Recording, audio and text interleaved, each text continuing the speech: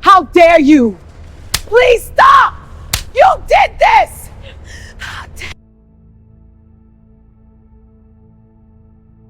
3 days after my wedding, my husband disappeared. No phone calls, no messages, no explanation, just gone. At first I thought he was joking. Kelvin loved playing pranks. But when night came and his phone was switched off, fear started creeping into my chest. Then the police called me. And what they told me next destroyed my entire world. They said they found my husband's car, parked outside my mother's best friend's house.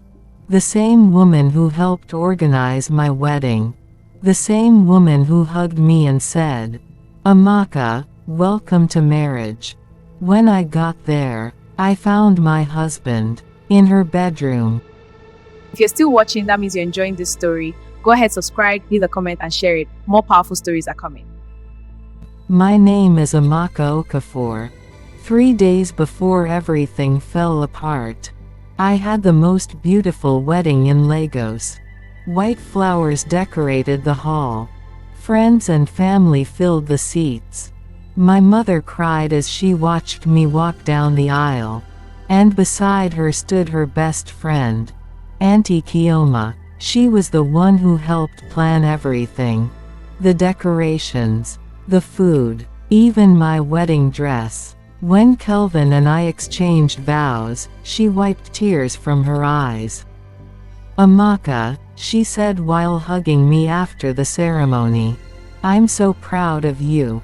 Looking back now, I wish I had noticed the way she looked at Kelvin. After the wedding, Kelvin and I moved into his apartment in Lekki. Everything felt perfect. He cooked breakfast for me. We watched movies late into the night. Sometimes he would just stare at me and smile. "You know I'm the luckiest man alive, right?" he said one evening. I laughed. "You better be." But even then, there were small things I didn't understand. Sometimes Kelvin would disappear into another room to answer calls. And when I asked who it was, he would say, "Work stuff." I believed him. Because why wouldn't I? He was my husband. 3 days after the wedding, Kelvin left the house around noon. "I'll be back soon," he said. But evening came, then night, then midnight. His phone went straight to voicemail. I tried not to panic. Maybe he was stuck in traffic. Maybe his phone died. But at 2 a.m., someone knocked on my door. It was 2 police officers. "Are you Mrs. Amaka Kelvin?" one officer asked. My heart started racing. "Yes. We found your husband's car." Relief washed over me. "Oh, thank God. Where is he?" The officer hesitated. "Outside a house in Ikoyi." My stomach twisted. "Whose house?" Then he said the name that made my legs weak. "Mrs. Kioma Ease, my mother's best friend." I drove there immediately. My hands were shaking so badly I could barely hold the steering wheel. When I arrived, the police were already outside. Lights were on inside the house. One officer knocked on the door.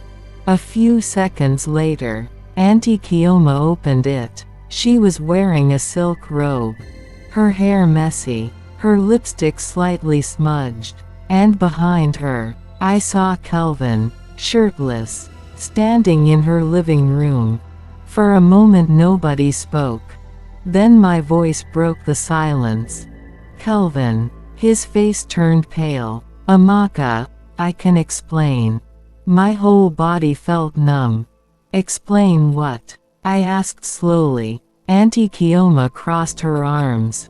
Her expression was cold. "We didn't mean for you to find out like this."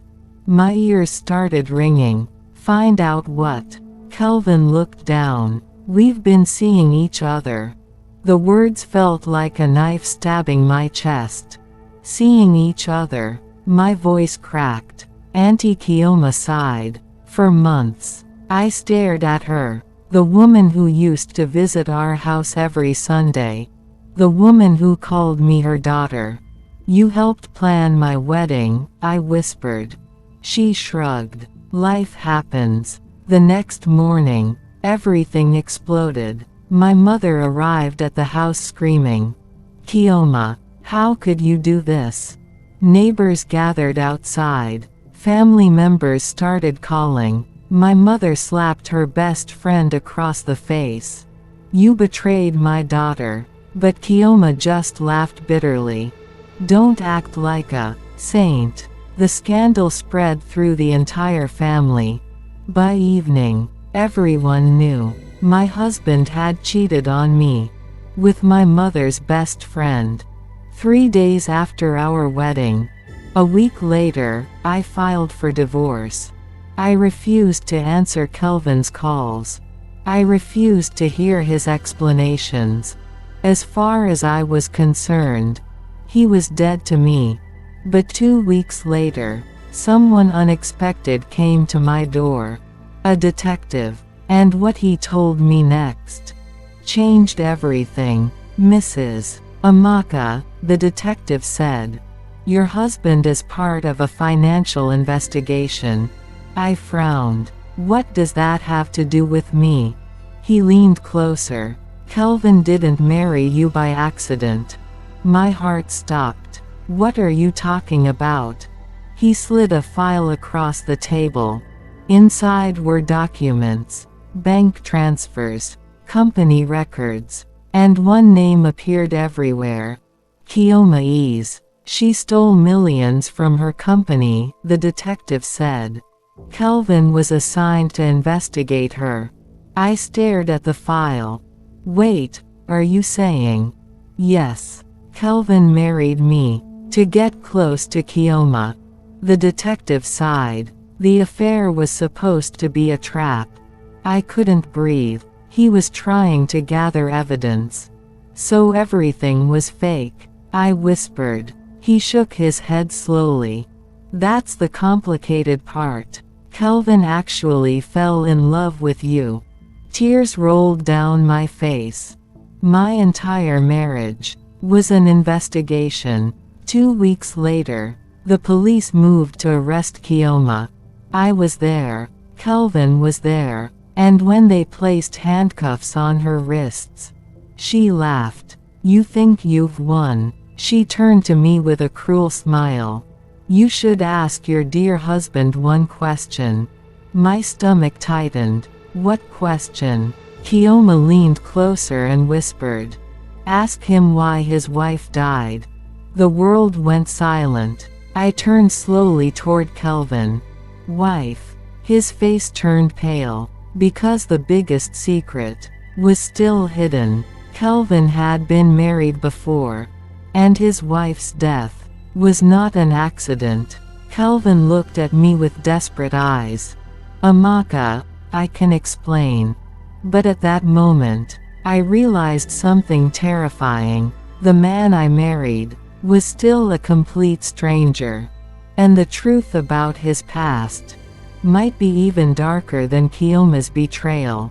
My husband lied to me about his job, about the investigation, about why he married me.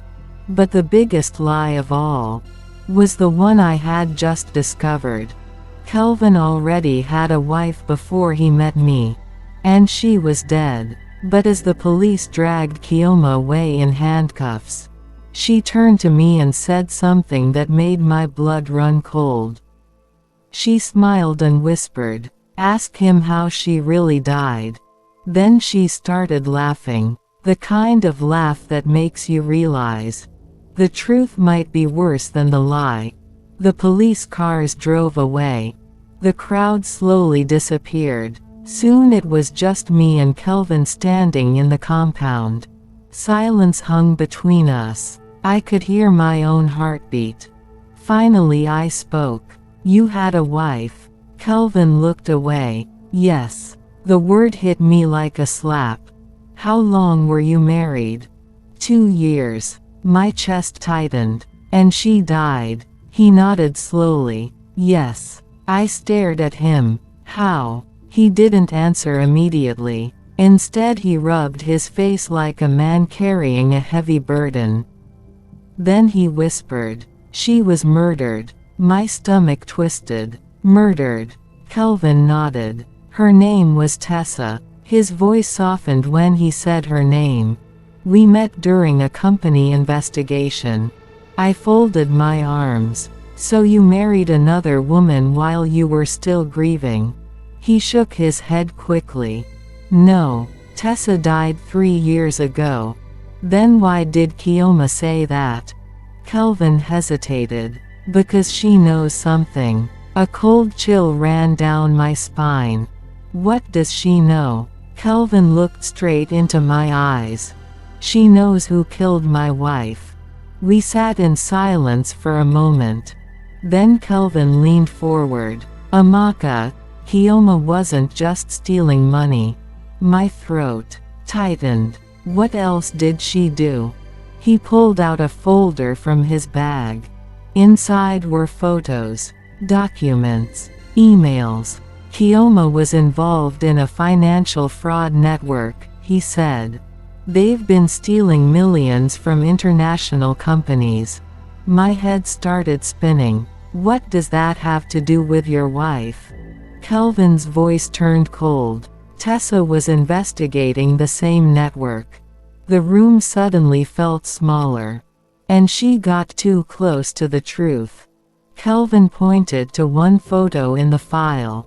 I leaned closer. My heart stopped. It was a photo of Kioma, standing beside a woman I had never seen before. But Kelvin's hand trembled. That's her, he pointed out. My voice shook. Your wife? I asked with furrowed brows. He nodded. Tessa. The two women were smiling like friends. Which meant one thing. My mother's best friend knew Kelvin's wife. Before she died. Wait, I said slowly. You're saying Kioma knew your wife before you married me? Yes. And you didn't tell me. Kelvin looked ashamed. I couldn't risk the investigation. My chest burned with anger. So you used me again. He grabbed my hands. No, I didn't know Kioma was your mother's best friend until later. I pulled my hands away. Convenient. But deep down, I knew this story wasn't finished. 2 days later, Kelvin asked me to go with him to the prison. Kioma won't talk to the police, he said. But she might talk to you. I laughed bitterly. She destroyed my marriage. Yes, Kelvin said quietly. But she might also reveal who killed my wife. He said with pleading eyes. After much deliberation in my mind, I decided to follow him to the prison. The prison room was cold and quiet. When Kioma walked in, she looked completely different, but her eyes still held that same dangerous confidence. She sat down and smiled at me. Well, look who came back. I leaned forward. Why did you mention Kelvin's wife? My voice sharp and confident. Kioma tapped her fingers on the table. Because you deserve the truth, she said, crossing her arms. Kelvin's voice hardened. Stop playing games. She laughed. You think I killed her? The room went silent immediately. Then Kioma leaned closer. I didn't kill Tessa. Kelvin's eyes narrowed. Then who did? Kioma's smile widened. Someone much closer to you. My heart started pounding. Who? Kioma looked straight at Kelvin. Your boss. She finally revealed. Kelvin froze. That's impossible. Kioma shrugged. Is it? She leaned back in her chair. Tessa discovered that your company's CEO was the real mastermind behind the fraud. My breath caught. And when she refused to stay quiet, Kioma dragged her finger across her throat. She had to disappear. Kelvin stood up suddenly. You're lying. Kioma laughed again. Then ask yourself one question. She looked directly at him. Why did your boss assign you to this investigation? Kelvin went silent. Because suddenly, everything started making sense. If the CEO was the real criminal, then sending Kelvin to investigate Kioma would distract everyone and keep the real mastermind hidden. When we left the prison, Kelvin looked shaken. Amaka, if Kioma is telling the truth, he trailed off as realization hit him. What? I asked him. He looked around carefully. My boss might have killed my wife. He finally said. A chill ran down my spine. And if he suspects we know, I asked in terror. I couldn't afford to be added in their drama after what they had done to me. Kelvin's voice dropped. We could be next. That night, I couldn't sleep. Around 2 a.m., I heard a noise outside my apartment. Footsteps. Then someone knocked on the door. Slow, heavy knocks. My heart started racing. Kelvin looked through the window, and his face went completely pale. I whispered, "Who is it?" Kelvin stepped back slowly, and whispered 3 terrifying words. My boss found us. Sometimes the truth doesn't set you free. Sometimes, it puts a target on your back. And the worst part, we were about to discover that Kelvin's dead wife had left behind one final message. A message that could destroy everything. If we survived long enough to find it. The knock on the door grew louder. Bang, bang, bang. Kelvin's face had turned completely pale. My boss found us, he whispered. My heart started pounding in my chest. Are you sure? I asked him with my eyes wide open. I was scared to the core at this point. Kelvin slowly nodded. There's only one person who knocks like that. Another heavy knock shook the door. Then a deep voice spoke from outside. Kelvin, I know you're in there. The deep masculine voice said from outside. My blood ran cold. Kelvin grabbed my hand. We have to leave. Now. But before we could move, the door suddenly burst open. 3 men walked in. Behind them stood a tall man in a dark suit. Kelvin's boss. Mr. Adimi. He looked calm. Too calm. His eyes slowly moved from Kelvin to me. Then he smiled. Kelvin, he said softly. You were always my best investigator. The room went silent. Kelvin clenched his fists. You killed Tessa, Kelvin said under his breath. He sounded like he was ready to kill his boss right there. Mr. Adimi sighed like a disappointed father. No. He adjusted his cufflinks. She killed herself, he said. My stomach twisted. You're lying, Kelvin growled. Mr. Adimi tilted his head slightly. You never wondered why she left that message before she died. Kelvin froze. What message? Kelvin asked. His voice became low and sounded nervous. The smile on Mr. Adimi's face slowly widened. Oh, you didn't find it. My heart skipped a beat. Kelvin looked confused. What message? Kelvin asked again. Mr. Adimi leaned closer and whispered something that made my entire body go cold. She left a recording. Silence filled the room. Then he added one final sentence.